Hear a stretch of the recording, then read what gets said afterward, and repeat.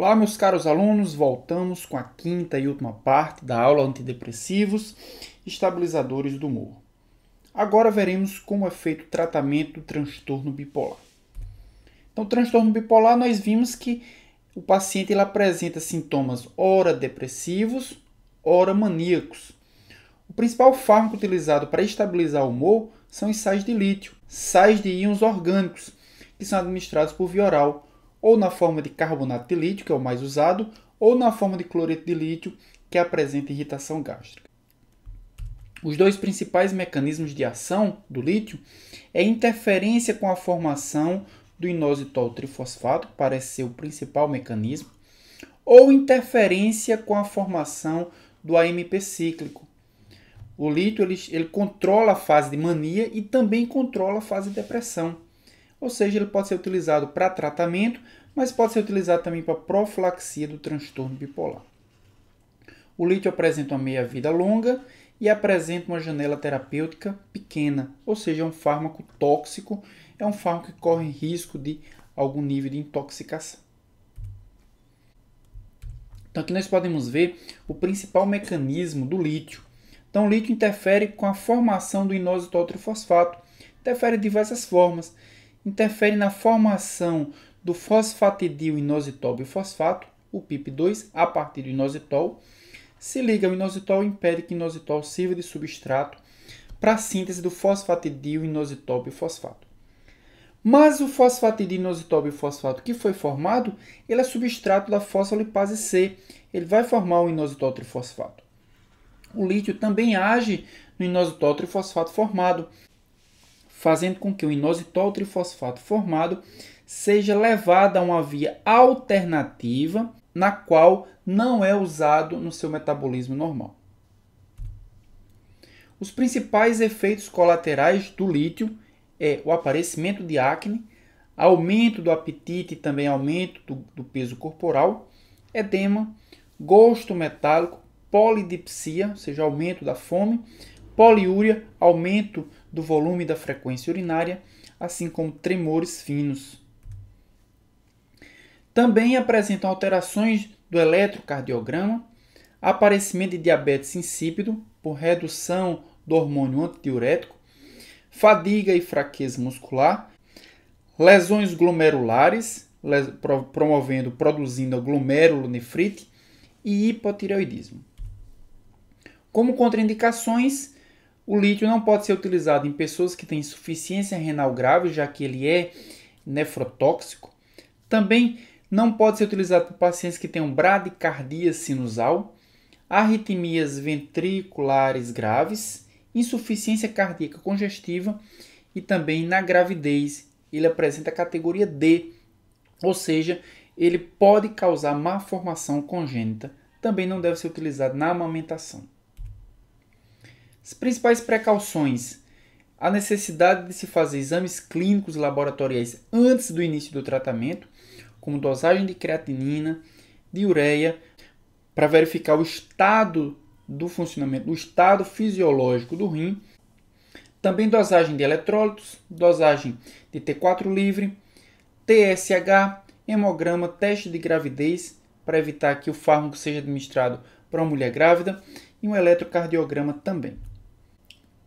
Outras precauções é a retirada gradual do fármaco.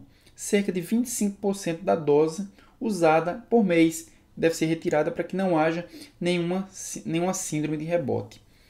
Também o uso de anti-inflamatórios ou diuréticos podem aumentar os níveis de lítio. Como ele possui uma janela terapêutica pequena, isso pode produzir efeitos tóxicos. Também, com precauções, utilizar métodos contraceptivos em mulheres e aumentar os cuidados com a higiene bucal. E, finalmente, como precauções, é importante fazer a dosagem sanguínea do lítio para que haja um ajuste da dosagem, para que ele não possa chegar a níveis tóxicos nem a níveis subterapêuticos.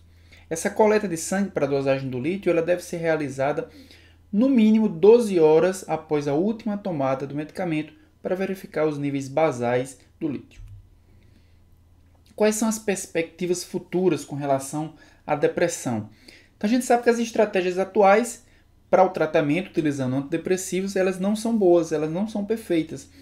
E não são perfeitas porque os antidepressivos apresentam muitos sintomas residuais e esses sintomas eles são significativos. Então, será que esses sintomas são em virtude dos antidepressivos não agirem em todos os alvos da depressão? Será que existem outros alvos que não apenas as aminas, as monoaminas biogênicas responsáveis pelos estados de depressão? Ou será que os fármacos não são completamente específicos para agir nos alvos conhecidos para a depressão e debelar o estado depressivo? Então, nas perspectivas futuras, os fármacos precisam levar em consideração isso.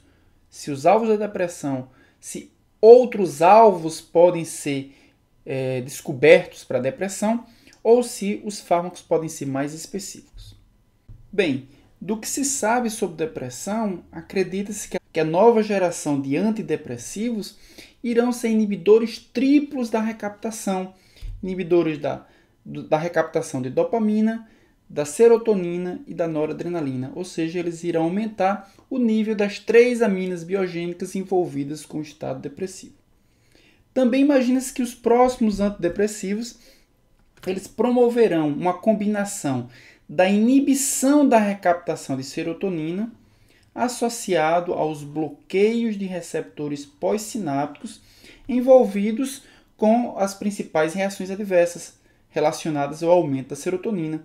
Então nós teremos o bloqueio da recaptação de serotonina, nós aumentaremos a serotonina e associaremos isso ao bloqueio também de receptores associados aos efeitos adversos, como o 5-HT2 e o 5-HT3. Atualmente, as pesquisas estão relacionadas à descoberta de outros alvos relacionados à depressão, como o uso de antagonistas de peptídeos do sistema nervoso central, diminuindo assim os níveis de corticotropina e de neurocinina 1. Também moduladores de sinalização de nucleotídeos cíclicos, que vão modular os receptores sigma-1 e sigma-2, que poderiam ser alvos relacionados com a depressão também. Agonistas de receptores da melatonina.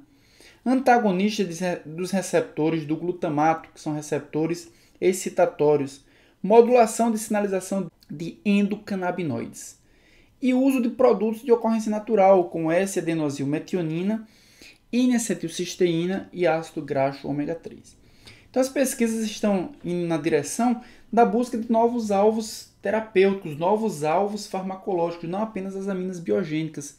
Então aparentemente a depressão é um complexo de interações entre diversos mecanismos diferentes e que proporcionam os sintomas característicos da depressão, que são sintomas complexos. Então finalizamos aqui a aula antidepressivos e estabilizadores do humor. Essa aula foi dividida em 5 partes. Não deixem de assistir todas as partes, é importante que vocês vejam cada uma delas para que compreendam todo o mecanismo da depressão, das teorias monoaminérgicas da depressão e o funcionamento de cada um dos agentes antidepressivos. Próxima aula veremos os agentes ansiolíticos, os sedativos e os hipnóticos. Então não percam a 14ª aula do curso de farmacologia, ansiolíticos, sedativos e hipnóticos. Até lá!